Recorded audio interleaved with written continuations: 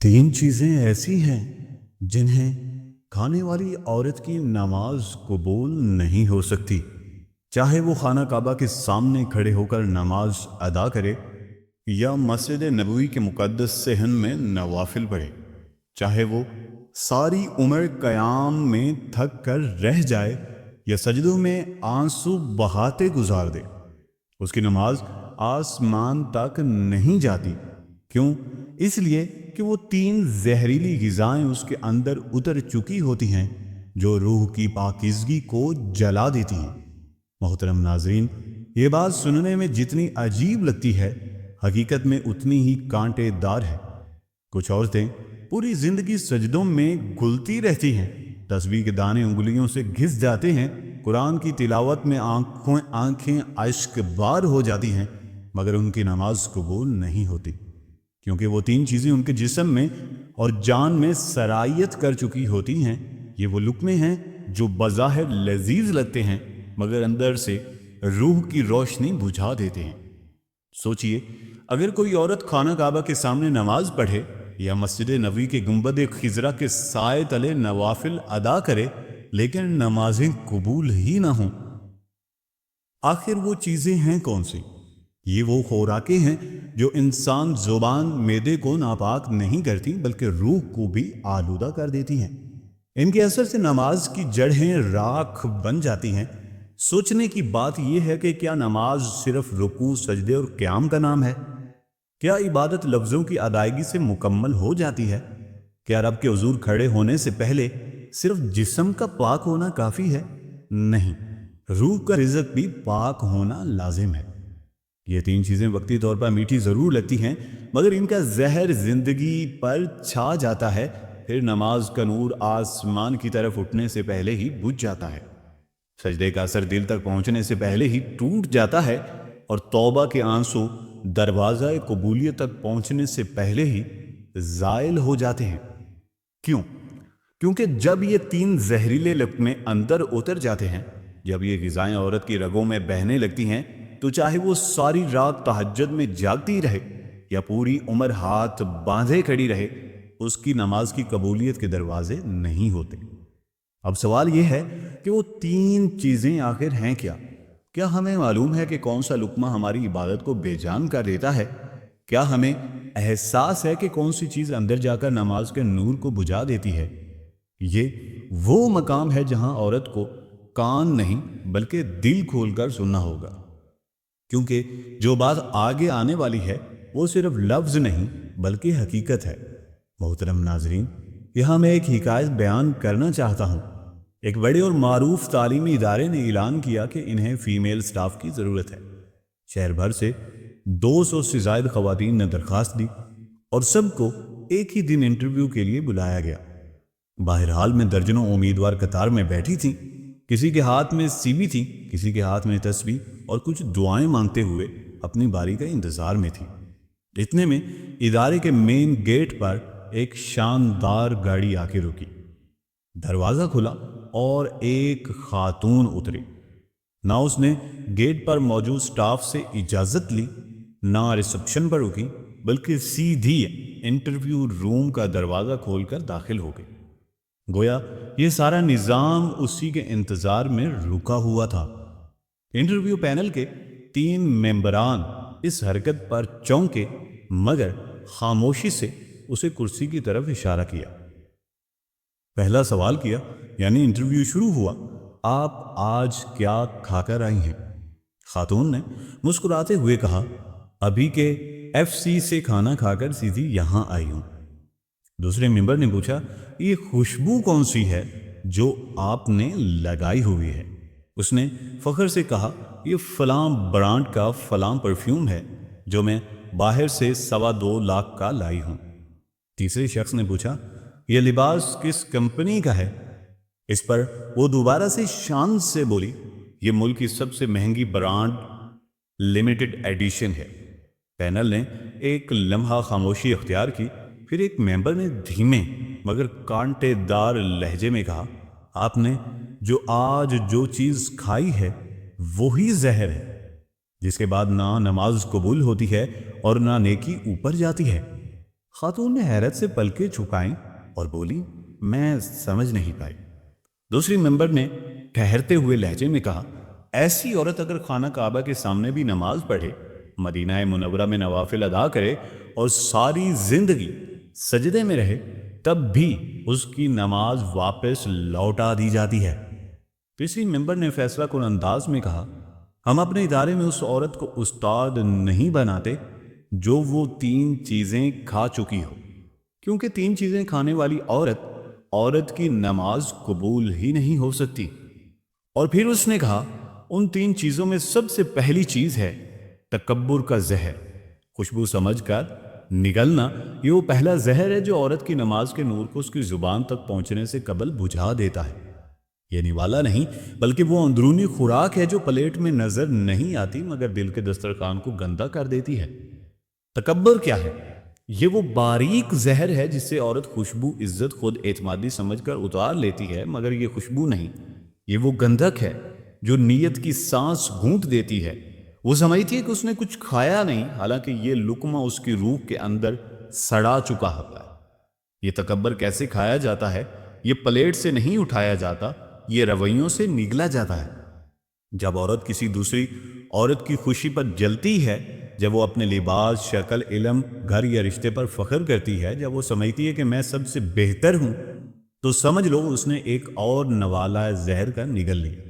ایسے لوگ تسبیح ہاتھ میں رکھتے ہیں مگر انا ان کی رگوں میں چیختی ہے۔ ایسے لوگ سجدے کرتے ہیں مگر پیشانی فرش پر نہیں، غرور کے تخت پر رکھی ہوتی ہے۔ نماز کے اندر جسم جھکتا ہے مگر دل نہیں، کیونکہ انا اسے رب کے سامنے جھکنے ہی نہیں دیتی۔ جب عورت اپنے حسن، خاندان، مال یا مرتبے کو اپنا تعارف بنا لے تو وہ حقیقت میں سجدہ نہیں کرتی بلکہ اپنے آپ کو خدا کے برابر لا کر کھڑا کرتی ہے۔ برتری کی آگ جب دل میں سلگتی ہے تو عبادت کی ٹھنڈک وہاں نہیں رکتی۔ مقابلہ بازی کا وہ خوراک جو دل کو سیاہ کر دیتا ہے، یہ مقابلہ عبادت میں نہیں بلکہ دوسروں کے خلاف ہوتا ہے۔ فلاں کے کپڑے کیسے، اس کے بچے نے مجھ سے اچھے کیسے ہیں، سب تول تول کر حسد کر چکی میں پسینہ۔ یہ وہ لقمہ ہے جسے عورت بار بار چبا کر نگلتی ہے اور دم گھٹتا ہے۔ جب مقابلہ عبادت کو بھی متاثر کر دے تو نماز ورزش بن جاتی ہے، مقبولیت نہیں۔ خود پسندی وہ لذت ہے جو دعا کے پروں کو توڑ دیتی ہے۔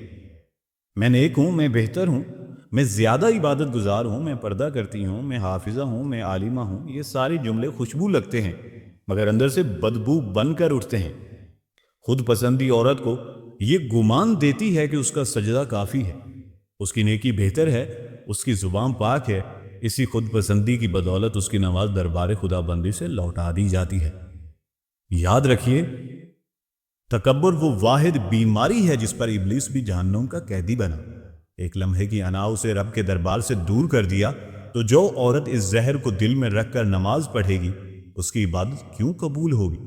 وہ چاہے مکہ کی مٹی کو ماتھے سے چوم لے یا مدینے کی ہوا میں سجدہ کر لے، اس کا اندرونی غرور اس کی نماز کا گلا دبا دے گا۔ یہ زہر زبان پر نہیں آتا، یہ دل کی تہوں میں چھپتا ہے۔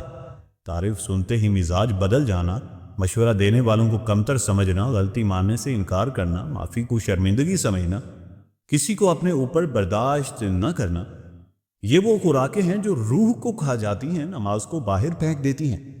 پھر انسان یہ سمجھتا ہے کہ میں تو اتنی نمازیں پڑھتا ہوں، دعا قبول کیوں نہیں ہوتی؟ میں نے تو تسبیحیں کی، دل خالی کیوں ہے؟ میں خدا کے سامنے جھکتی ہوں مگر سکون کیوں نہیں؟ کیونکہ عبادت اوپر جانے سے قبل انا اسے جگڑ کر زمین سے گاڑ دیتی ہے، اور فرشتے کہتے ہیں کہ اس نماز پر لکھا ہے، اسے لوٹا دو۔ 3 چیزیں کھانے والی عورت کی نماز قبول نہیں ہو سکتی۔ دوسروں کا گوشت اپنے خیالات میں چبانا، وہ حرام نوالا جسے پلیٹ کی ضرورت نہیں ہے، نہ دانتوں کی یہ غیبت، تجسس اور کردار کی نوچی گفتگو اور زہریلا سالن ہے جسے کھاتے وقت عورت کو احساس بھی نہیں ہوتا۔ وہ کسی کی پیٹھ کے پیچھے کیا کر رہی ہے یہ مسئلہ نہیں ہے، اصل جرم یہ ہے کہ وہ سوچ کیا رہی ہے۔ جس کے خیالات میں دوسروں کے گناہ ڈسکس ہوتے رہیں، اس کے اعمال کی خوشبو آسمان تک کیوں نہیں جائے؟ غیبت صرف زبان سے نہیں ادا کیا گیا جملہ، بلکہ یہ ذہن میں بویا گیا وہ کانٹا بھی ہے جو نیتوں کے کپڑوں میں چاک کر دیا گیا ہے۔ کچھ عورتیں زبان بند کر کے بیٹھی ہیں مگر اندر ہی اندر پڑوسن بھابھی بہو سہیلی کا خولا چبا رہی ہوتی. وہ سب کچھ سوچ لیتی ہیں جو کہتی نہیں، مگر فرشتے بولتے نہیں. جب فرشتے لکھتے ہیں تو نماز کے پلے ڈھک جاتے ہیں، چاہے باقی عبادتیں پہاڑوں کے برابر ہی کیوں نہ ہوں. پھر تجسس وہ اندر ہی اندر رسنے والا زہر ہے جو عورت کے دل کو کھڑکیوں کو غیبت کے دھوئیں سے بھر دیتا ہے. کبھی وہ سوچتی ہے کہ کسی کے گھر میں کیا ہوا، کسی کی شادی کیوں ٹوٹی، کس کا شوہر کیسا ہے، کس نے کیا پہنا، کس سے کیا بات کی. یہ سوال نہیں، یہ وہ زہریلا جال ہے جو عورت کی عبادت کا نور چوس لیتا ہے. ایسی عورت جب مصلی پر کھڑی ہوتی ہے تو اس کا ذہن اللہ کے ذکر میں نہیں بلکہ لوگوں کی زندگیوں کی فلم چلا رہا ہوتا ہے اور کردار کشی کر رہا ہوتا ہے. اللہ کی قسم، یہ وہ دہکتی چھری ہے جو عورت کے اعمال نامے کو چیر کے رکھ دیتی ہے. جب وہ کہتی ہے کہ میں تو کچھ نہیں کہتی، لوگ کہتے ہیں، تو دراصل وہ زبان سے نہیں دل کی گہرائیوں سے بول رہی ہوتی ہے. ایسی عورت چاہے ہزاروں سجدے کر لے، اس کی نماز آسمان تک نہیں جاتی. جیسے بدبودار ہوا کسی خوشبودار پھول کے پاس نہیں ٹھہرتی. اللہ تعالیٰ فرماتے ہیں، غیبت کرنا اپنا مردہ بھائی کا گوشت کھانے کے برابر ہے. اور یہ وہ عورت ہے جو صرف کھاتی نہیں بلکہ اس گوشت کو بار بار چبا کر لطف بھی لیتی ہے. اسے احساس تک نہیں ہوتا کہ وہ اپنے سجدوں کا کفن خود تیار کر رہی ہے. اس کے وضو کے قطرے پاکیزگی نہیں بلکہ نفاق کی نمی ٹپکاتے ہیں. یاد رکھیے گا، اس عورت کی نماز قبول نہیں ہوتی جس کا ذہن دوسروں کی چہ مگوئیوں سے بھرا ہو. اگر زبان خاموش بھی ہو مگر دل میں غلاظت کے قصے بستے ہوں تو وہ نماز عرش تک نہیں جاتی. وہ عورت مصلی پر کھڑی نہیں ہوتی بلکہ دوسروں کی عزتوں پر انگلیاں اٹھانے کھڑی ہوتی ہے. عبادت اس دل سے پیدا نہیں ہوتی جس میں تجسس کی جڑیں ہوں، غیبت کی ہڈیاں اور کردار کشی کی رگیں اگی ہوں. ایسی عورت اگر خانہ کعبہ کے سائے میں کھڑے ہو کر بھی نماز پڑھے تو اس کی رکعتیں آسمان تک نہیں پہنچتی. پھر آتی ہے وہ عورت جو اپنی زبان سے اپنا دل کھا جاتی ہے. ناشکری اس کے لبوں کا ذائقہ ہے، شکوہ اس کی سانسوں کی خوشبو. اس کا دل نعمتوں میں کمی ڈھونڈتا ہے، شکر میں سکون نہیں پاتا. ایسی عورت جب نماز پڑھتی ہے تو شکر کی بجائے شکایت کے ساتھ کھڑی ہوتی ہے. وہ تکبیر نہیں کہتی، اعتراض کہتی ہے. وہ سجدے میں نہیں جھکتی، تقدیر سے لڑتی ہے. اور فرشتے اس کے لفظوں سے نکلتے ناشکری کے دھوئیں سے اپنے قلم موڑ لیتے ہیں. یاد رکھو، شکوہ وہ دیمک ہے جو ایمان کی لکڑی کو اندر سے کھوکھلا کر دیتا ہے. اللہ تبارک و تعالی قرآن مجید فرقان الحمید میں ارشاد فرماتے ہیں، جس کا ترجمہ کچھ یوں ہے کہ اگر تم شکر کرو گے تو میں ضرور بڑھاؤں گا، یعنی برکت دوں گا، اور اگر ناشکری کرو گے تو میرا عذاب سخت ہے. پھر سوچو، جو عورت اپنے ہی نصیب کو چبا جائے اس پر نماز کا نور کیسے اترے؟ وہ عبادت تو کرتی ہے مگر دل میں شکوں کا غلاف لپیٹے. اس کا سجدہ جھکاؤ نہیں بلکہ دل کی بغاوت کا بیان ہوتا ہے. سو سن لو، جو عورت دوسروں کی برائیوں کی نوالے کھائے، شکوے کی پلیٹ سجا کر بیٹھے اور ناشکری کی چٹنی سے اپنی عبادت کو ترک کرے، اس کی نماز دروازے سے لوٹ آتی ہے، اس کی دعا آسمان تک نہیں پہنچتی.